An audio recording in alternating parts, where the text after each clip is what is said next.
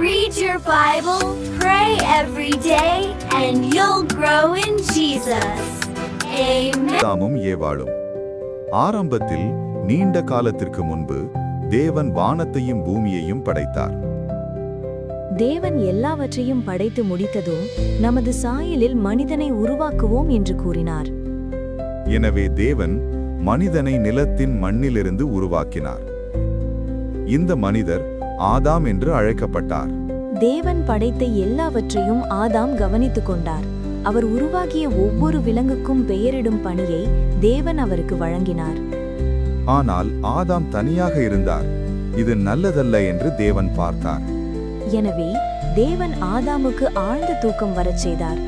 ஆதாம் தூங்கிக் கொண்டிருந்த போது தேவன் அவனுடைய விலா எலும்புகளில் ஒன்றை எடுத்தார். அதிலிருந்து ஒரு பெண்ணை படைத்தார். அவள் பெயர் ஈவ். ஆதாம் விழித்தபோது ஏவாளை பார்த்தார். அவர் மகிழ்ச்சியால் நிரம்பியிருந்தார்.